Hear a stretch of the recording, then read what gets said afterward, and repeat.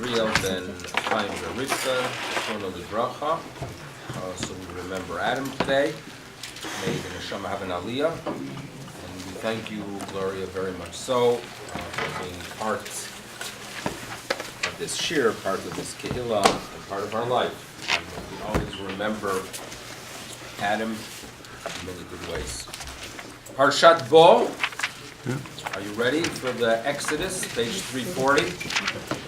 So in this week's portion, there's a description of the last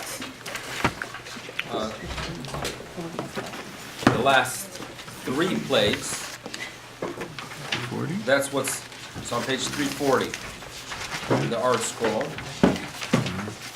So the description of the plagues is presented. And then on page 346, that's going to be our first stop here, when the nation itself begins the process of leaving. And the Almighty in verse 2 of chapter 11 says the following. Daber, so this is on page 346, it's the third line, verse 2. Daber, says the Almighty to Moshe, Daber na, key word there, na, be'oznei ha'am, in the ears of the people, v'sha'alu, and they shall request. What shall the Jewish people request from the Egyptians? Ish me'et re'eu, a fellow, right? A man from his fellow. It's quite fascinating that Re'eu in Torah in general is seen as a title that is given to Jew and another Jew. But we, even as we are leaving Egypt, we are reminded that we are part of humanity in some ways. We have this responsibility towards the human race. This is not a religion that believes that others are infidels, but we have indeed concern for the welfare. We have a deep understanding that every single human being is created in the image of God. And this is a message that as we are leaving, it's already communicated here. Ish me'et re'eu, the Jews shall request from the Egyptians. Ve'isha me'et reuta, they shall request from the Egyptians klei chesed u'klei zahav, vessels of silver and gold.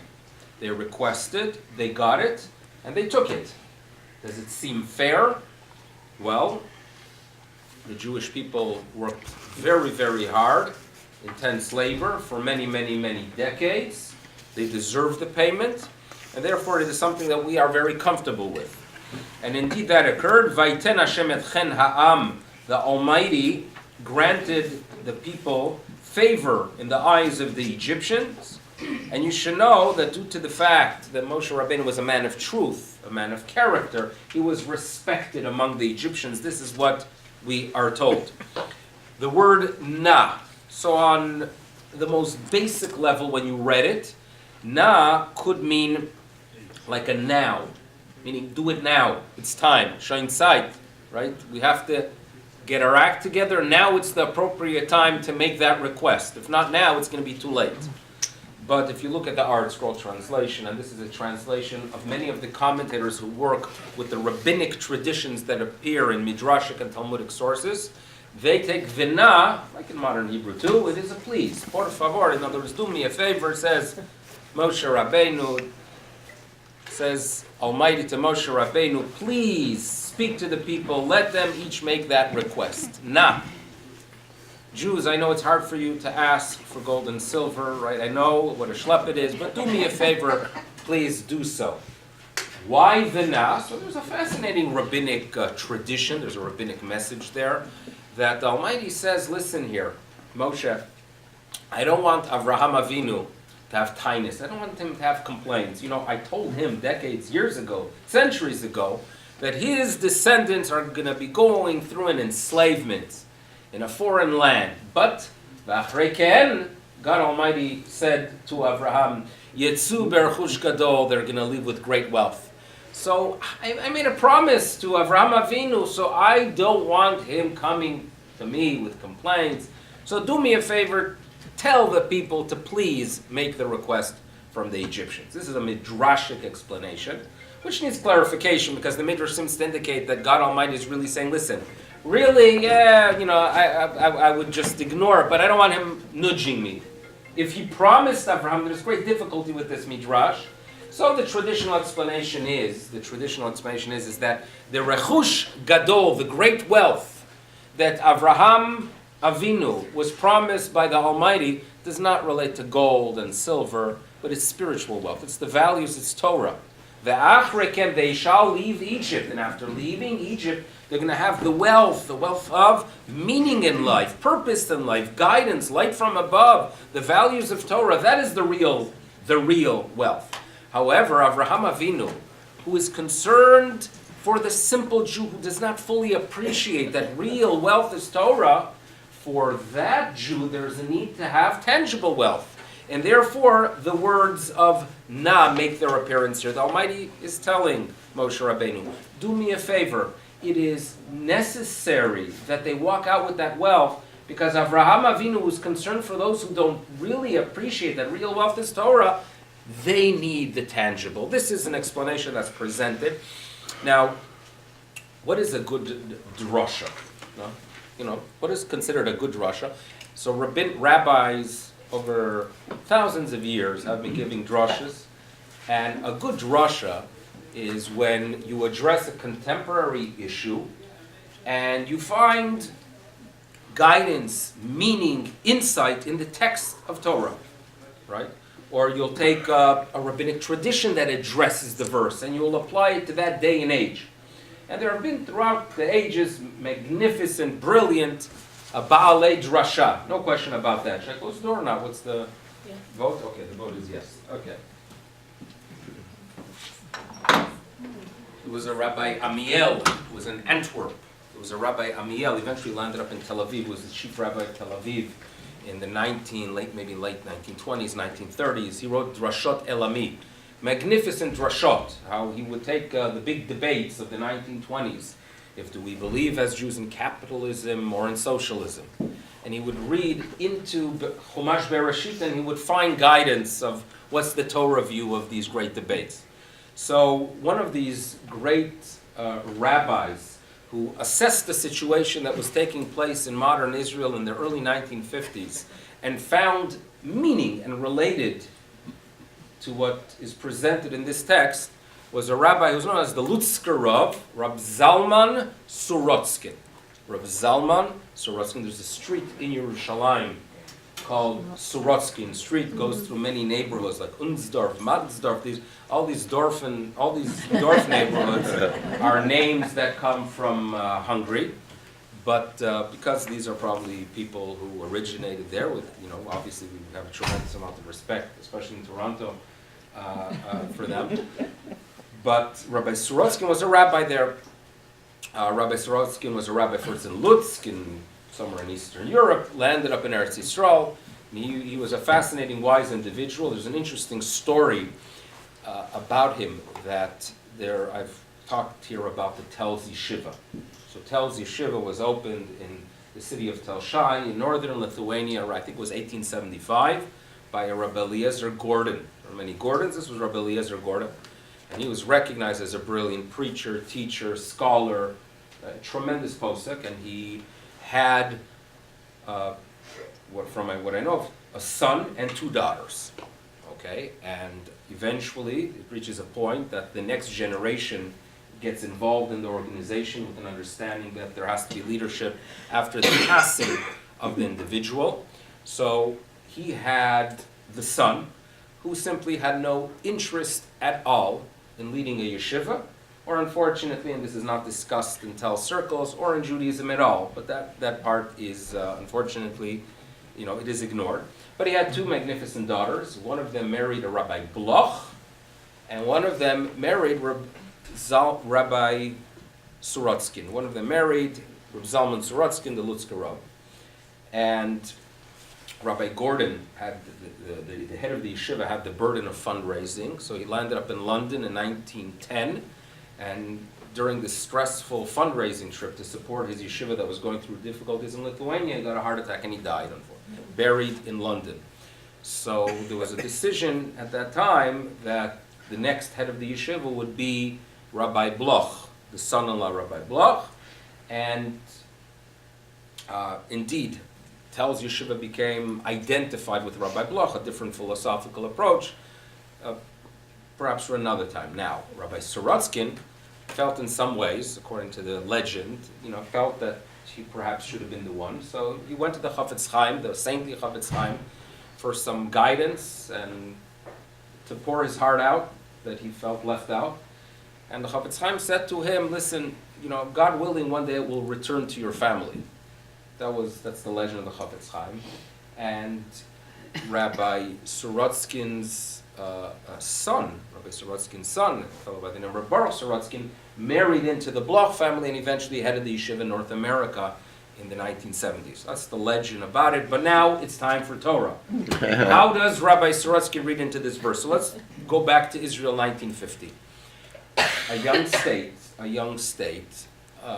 A state that is going through unimaginable growth, tremendous growth from the migrants that are coming from Arab countries. Right now it's in the news again that they were able to put a number to the financial loss of what Jews left back in Arab countries. And you hear these incredible numbers and you pick up, like what were they talking about? In the billions they're talking about.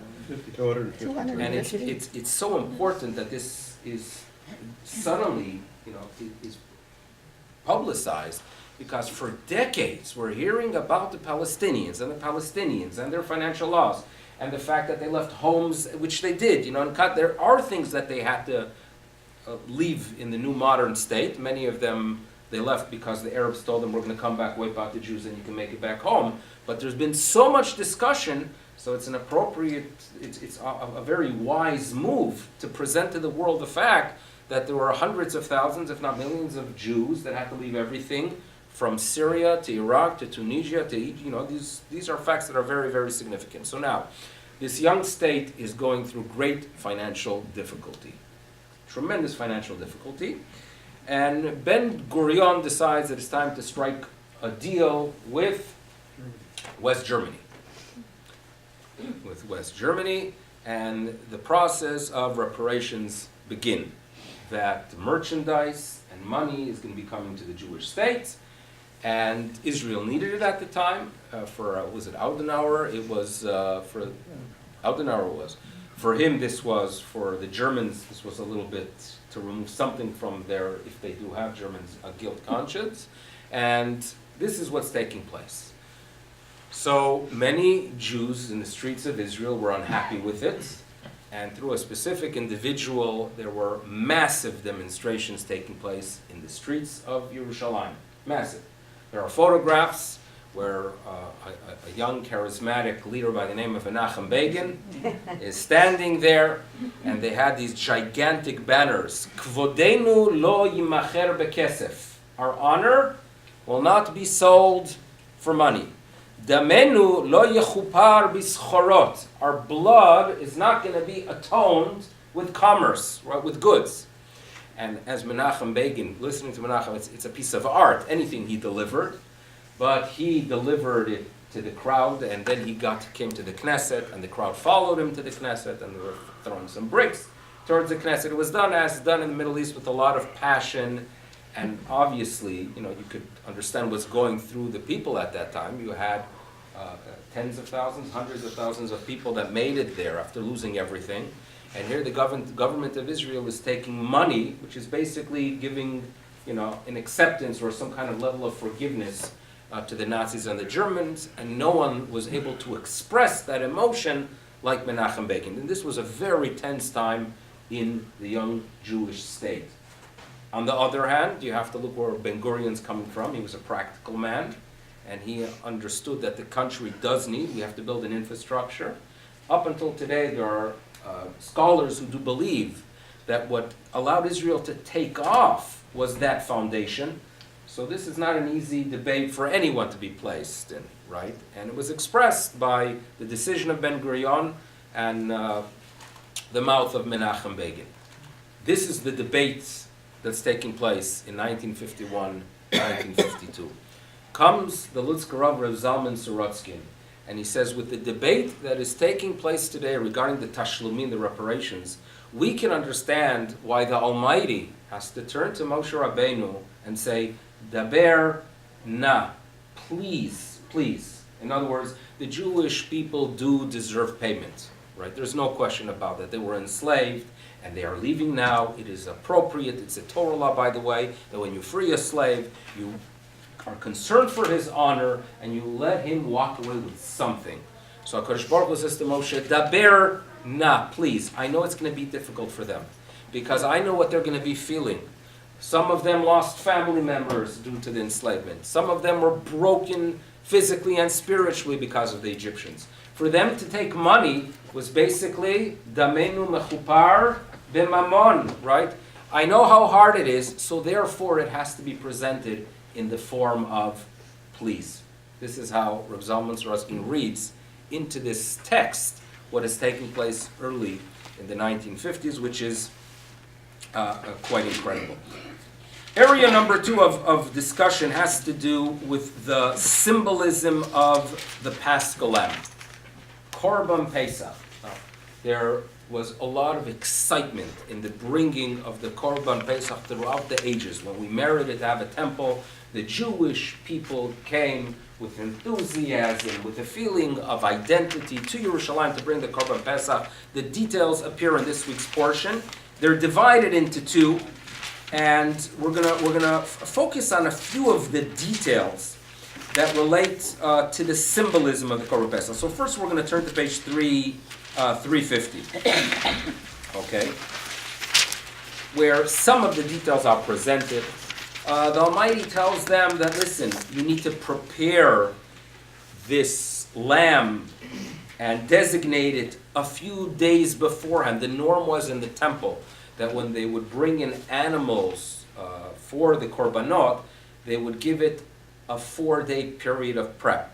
And here too, due to the fact that this is an offering on the 14th of Nisan, the eve of Pesach, so therefore they have to begin the process by taking the kid on the 10th of, so this is on page 350, on the 10th of this month, which is Nisan, they take the lamb or the kid. Okay, it has to be in verse 4 and 5 in unblemished one.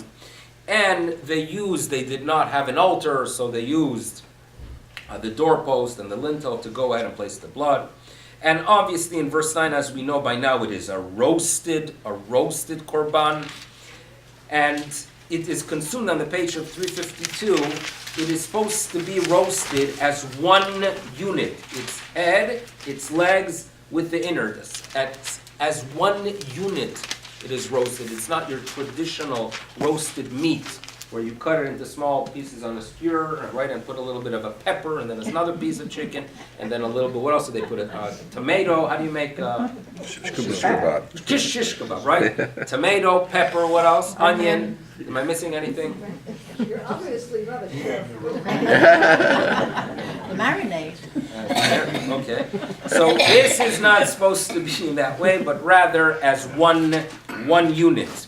Now, a few more details are presented on page 360. Okay, so you're going to have to jump to 360 now. And we are told there in verse Memvav 46, Bebait echad ye'achel. When you eat the Korban Pesach, it shall be eaten in one house. Lo totzi min habasar, lo totzi min habayit min habasar chutza. You shall not remove any of the meat from the house to the outside. Okay? And then a few other details like not breaking the bones. What's the symbolism? So Rambam takes the approach that every single detail that relates to Korban Pesach has to do with the fact that they had to get out bechipazon, right? They had to get out of there as fast as possible. They had no time to waste. Don't sit and cook it in the slow cooker. Roast it, because that's how you process meat in a fast way, and that's how it goes through most of the details that are presented in this section. Other commentators, like the Maharal of Prague, they take a different approach. And they say that this is the korban that relates to Jewish unity. We become a nation now. When you are a slave, you have no identity. It's whatever the master wants. You cannot go ahead and relate to your people when from morning to night all you are doing is taking care of the needs of the master. Now that you are free, it's important for you to understand your identity. And you are a member of the people of Israel. And just as, right, males have their Brit Milah to join the Jewish people, this is also a positive commandment, a very significant positive commandment. We become a unit. We become a unit, it's roasted together. So when you sit there and you watch that meat being roasted together and becoming one unit, when you cook things, this again, as Elaine pointed out, I don't know a lot about cooking, but I do know that if you cook chicken in soup for a long time, that I do know, and you take out the bone, what's going to happen? It's going to fall apart. Right? That I assume I saw in the Gemara, so I know it's true. Right? On the other hand, when it comes to a roast is a unit. That's the people of Israel now. Right? We are a unit. Remember that. Every single detail relates to this idea, and more than anything else, that which we just read in verse 46, that when the Torah tells us, Lo totzi mimeno, right, that you should not go ahead and take piece out min habayit, which the rabbis mean that it should not be taken out from the chabura. What does the chabura mean? As we would prepare for the offering of the Paschal Lamb, we know very well that you cannot eat it all yourself. You would have to have a group of people getting together, and you decide, we are the group. You purchase your lamb, and you become members of that small community. And once the animal is slaughtered, you cannot go ahead and start jumping from your lamb to someone else. In other words, you cannot go ahead and sit there as you are roasting your lamb, and you look next door, and the group that's there, they're doing such a better job with the roasting, right? They have better wood, better fire, and you say to the guys with you, you know what? I'm jumping ship. It was so nice to meet you. I'm nothing. It's nothing personal. It just, you can't do that. You are not supposed to go from chabura to chabura. Stick to those you have prepared yourself to be with. This is what we are told. Okay? So therefore, you do not jump from chabura to chabura. Again, there's this idea of unity, right? Keeping people together. And it symbolizes your community. You know, when there is such a thing called shidduch research. Shidduch research. What is shidduch research? That if you have a child that's in the process of shidduchim, so a name comes up, so you start making calls about, the young lady, the family. And it's a process. It's a process that can take a lot of time and energy and effort. But you have to know what to ask. Right? You have to know what to ask.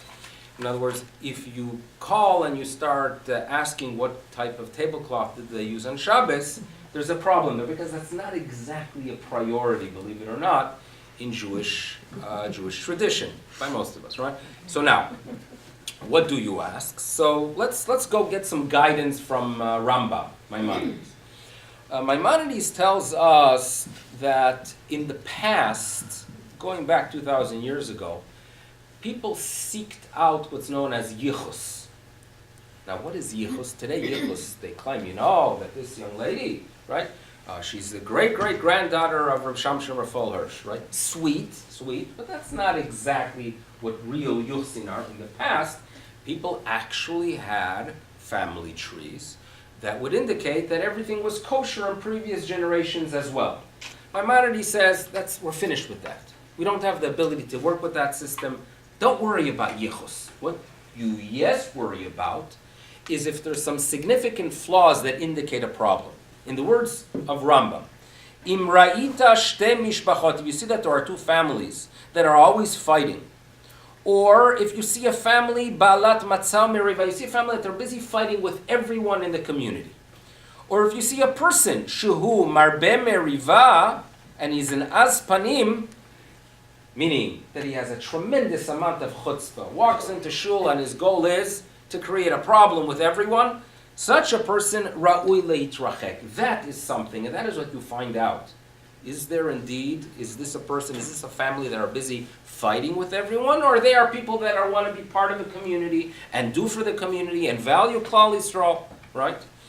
A good piece of information that we hear, right, and you could tell that this is someone that's a little bit involved in this, or I'm an observer as someone more qualified is deeply involved in this concept of research. When you hear that this is a family that lives in Muncie and they're already 20 years in the same shul, that's a good sign.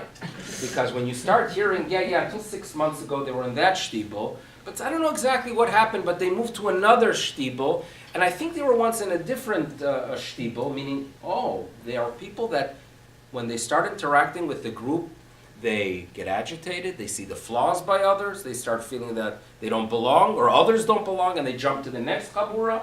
That's not how you build a nation. Jumping from chabura to chabura, jumping.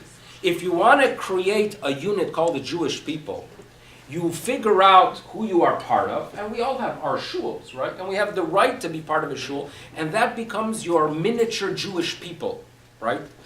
It is important. In Jewish tradition, when it comes to tzedakah, aniyei yircha kodmim, give to the people you are associated with.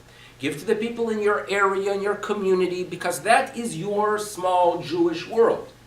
If you start finding flaws in your small Jewish world and think the other Jewish world will be better, there is a problem there. That is what the Paschal Lamb, that is what the Korban Pesach is teaching us. Don't jump michabura lechabura. Bebayit echad, you're in the bayit, this is your home. It may not be perfect, I'm not perfect, you're not perfect, we are humans, God made us imperfect, God wants us to work on those imperfections and make ourselves better, but this is your world, and this is how you build a nation. See the good in the other, focus on it, right? That's how indeed you succeed. That is the message, a very significant one, for building our nation that makes its appearance here. You should know, in the 19th century, Germany, if we take the years, let's go from the years from 1815 to 1865, okay, a 50-year period, and many of you could tell me that over the past 50 years, there have been some significant changes in the Jewish world, right? They felt the same in 1865. Let's look at average community in Germany in 1815.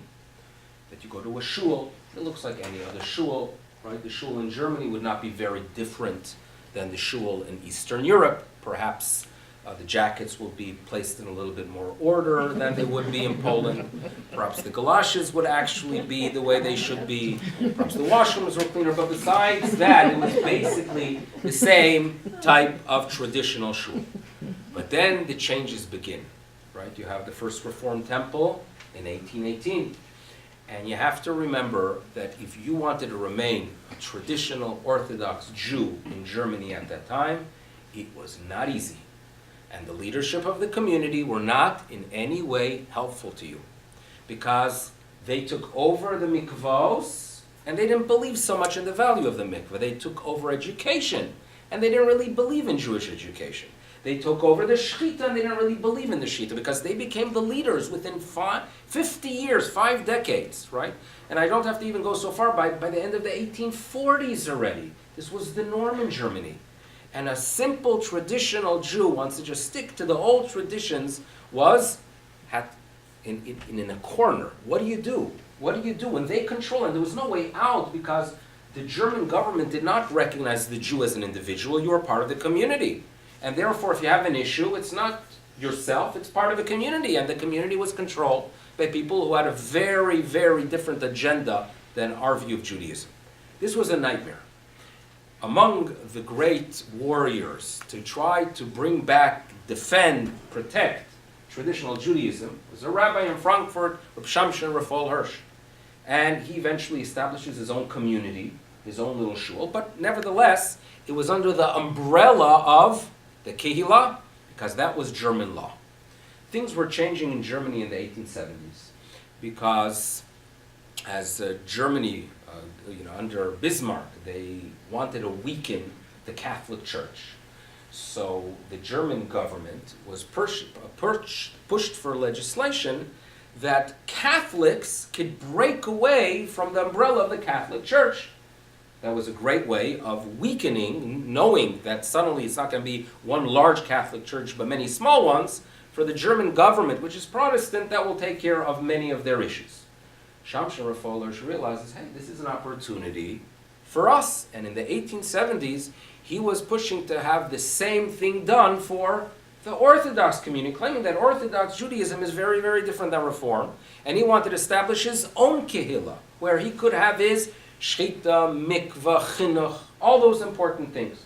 He pushed, and he was a warrior. And if you look at the amount of literature that he wrote and letters, within a couple months, you realize that this is a person that was working 20 hours a day, a brilliant mind, and he succeeded. The German government gave an okay and claimed all you need to do as individuals need to go to a post office, to a government official, and declare that they no longer want to be part of the larger community, and they could join the smaller community. Shamshon Raphael Hirsch, this is around 1876, gets up, claps in a shtender in a shul. Every person is obligated to immediately make his way to the local post office to break away. And it was known as the Austritt, right?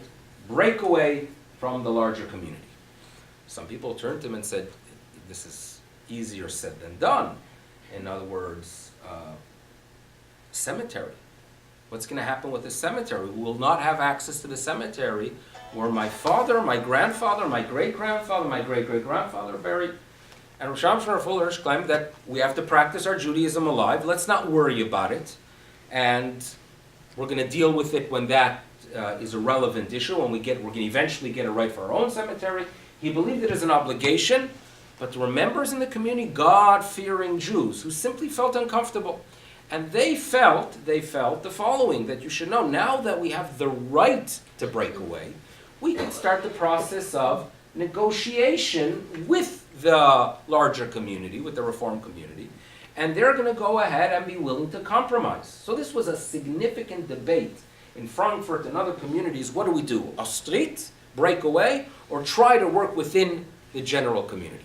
Now, at that time in Germany, there was a great Torah scholar, and most probably, I have to be careful because, as mentioned, Shamshon Raphael Hirsch has descendants. So I have to be careful before I say the following statement. But there was a rabbi, his name was Rav Bamberger, Rabbi Yitzchak Dov Seligman Bamberger from Würzburg. Tremendous Torah scholar, and greater Talmid Chacham. Not that Rav Shamshon Hirsch was not a tremendous, but he was really the posek in Germany. And the posek in Germany lands up visiting Frankfurt. And when he was in Frankfurt, there was an understanding that he's going to try to convince those who don't want to break away that you need to break away. But when he heard their arguments and heard that the Reform community is now finally willing to negotiate, because that's how it works. If you have a card, right, you're negotiating about the government, you want money for your border, for your kaisel down in between Texas and Mexico. When you have another option, then you can negotiate. So when Rabbi Yitzchak Dov Seligman Bamberger from Würzburg hears that they have an option out, meaning that they could negotiate with the community and they don't have to break away, so he told them, guess what? You don't have to break away. You could stay within the community. Now, when Reb Shamshon Raphael Hirsch heard about it, and he was putting every drop of his energy in getting the right to break away, and suddenly a great rabbi comes to town and said otherwise, he went berserk. He couldn't deal with it. And he got up, it was 18, if I remember correctly, probably 1877, Shabbos HaGadol Drasha. And he said, he basically declared it's an obligation. And he said the psak of the Würzburger Rav, he probably gave it when he was sleeping. That was the words he used. He was so disturbed for what took place. This became the greatest debate. When you talk about rabbinic debate in Germany in that era, it was known, some people compare it to the debate a century earlier between Yaakov Emden and Yonasan Avish. I mean, this was one of the greatest debates, machlokes, fight, whatever you want to call it, of two people who are completely for the sake of heaven, complete Torah scholars. There was a commitment, every iota of their energy was channeled for the welfare of the people of Israel, but a different outlook. And Rabbi Wurzburger's son, who wrote a Shelot v'Tshuvot Zecher Simcha, wrote about it, he noted something very interesting, that you should know, once that my father believed, perhaps, that once we have the tool of negotiations, and we could stay within a community, so you know what? There's going to be a benefit, because we don't want to have pirud klali. We don't want to separate ourselves completely from the Reform. They're still our people. And perhaps one day we're going to merit that the God-fearing Jews will regain the power if we remain within the community. V'titbatel ha-reform bechlala v'gadol koach ha-shalom. Peace is so great that even if we have to go ahead, right, and work with them, peace is what we consider the core agenda of Jewish survival. And therefore, now that we have the ability, and they were going to give them, we have here a list of compromises. That mikvah would be given to the Orthodox, shchita to the Orthodox, kashrut to the Orthodox, chinuch to the Orthodox. So that was the philosophy that the rabbi of Wurzburger believed in.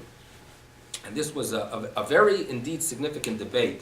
But what I see from it is, when it comes to a breakaway, right, from a Reform community, which we would all agree there's a rational, there's good reasoning to do it. Still, there's a great rabbinic authority that says, you know what, think twice about it. How much more so when we are dealing within our communities ourselves. The idea of the shul jumping, right? In other words, if you find the flaw there, you go to another community. This becomes your community, and this is the core message that we have here in the Bebayit Echad Yachel. You have a chabura. This is your community. See it as a very problematic practice when you have to go ahead and make your way out of such a community. This is what we are told. Rav Shamshon Raphael Hirsch. It's interesting. He wrote a lengthy tshuva, halachic tshuva about this issue. You know, we in general are against what we call rabbi shopping. You know how to rabbi shop? Anyone? It works as follows. You can't do it on eBay. But let's say you have a question. You have a halachic question. And you turn to a rabbi and he gives you a psak you're not so happy with. So what do? There's always another rabbi, right? And no two rabbis are going to say the same thing. And you try the second, the third, right? Eventually, right, you're going to go ahead and get what you want. And I'm guilty of that in a little bit of a different way. You know, there's a halacha that when you read a Sefer Torah, and there's a letter where there's a question, if it's, let's say, a vav or a yud, a vav or a yud. And if you would ask an adult to determine if it's a vav or a yud, what the adult is going to immediately do is going to look at the complete word, and based on context, determine if the yud is, if indeed it's closer to the yud or closer to the vav. So what do? So this is something we are familiar with. You call, when the question exists, you call a child. Right? It's supposed to be a child that's not too smart, but not the opposite. In other words, an average, good, nice, sweet Jewish kid. And he's the one that's supposed to look at the Sefer Torah, look at the letter, and paskin. Okay? So this is what we are told in halacha. So I'm in Buffalo, and we're in Shabbos and Shul. The Baal Korah looks at a letter, and indeed, it was a question mark if it was long enough or not. So Buffalo is not a very large community. There were a few boys there. I had there my Uzi at the time, and my Aaron, probably what age were they? Maybe 8 and 7. And the son of the president was there, okay? And he was probably about 9. And I decided, you know what, I'm not going to ask my kids ideally. In other words, now, when I looked at it, when I looked at it, it seemed kosher, meaning it seemed like it was, let's say it was supposed to be a vav. It seemed long enough to be a vav, okay? And I felt okay, but just to play it safe, I wanted to turn to the posek, to the child, right? And I wanted him to come up and basically confirm that it is a Vav. So I looked around and I decided I'm not going to call my kids because let's say one day my kids study the text and the text tells us you don't ask a brilliant child. And I don't want my kids one day claiming, Dad, you never considered us brilliant because you asked us to paskin on a child. That was my assessment. The president's child, I felt probably I'm not going to be around, very long. I could run away, so I call Benny. I call the kid over, and I point, and I say this letter, and obviously I'm waiting for him to just say it's a vav and settle the issue and move on. And little Benny says it's a yud. So now I'm in trouble because according to his psak, we have to put away this Sefer Torah. But I felt it wasn't. So then I decided, you know what?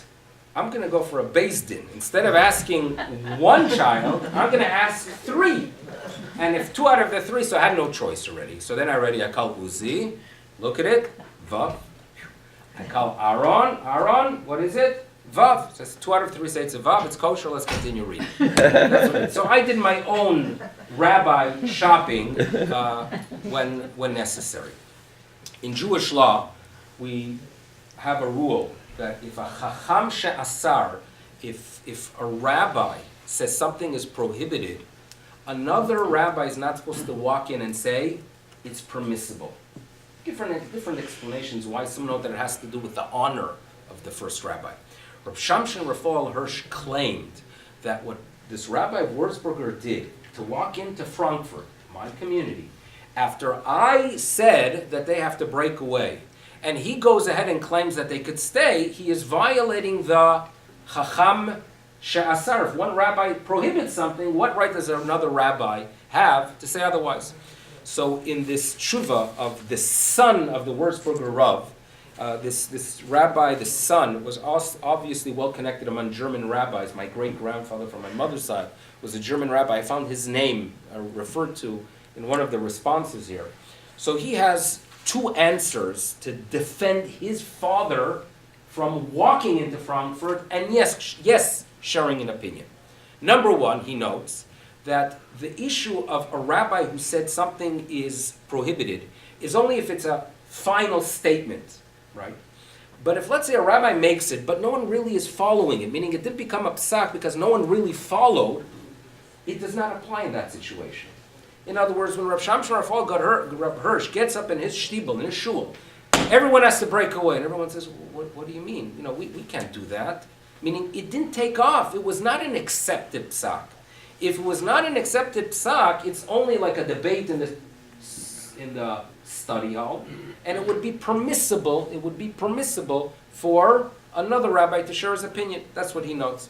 And then he notes, and this is something that it would be very, very fascinating, what a descendant or Shamshin Raphael Hirsch would say. The son explains that my father had the right to do it because lo kol moreh, not every teacher, is included in chacham yechashev she'asur lachlok al horato.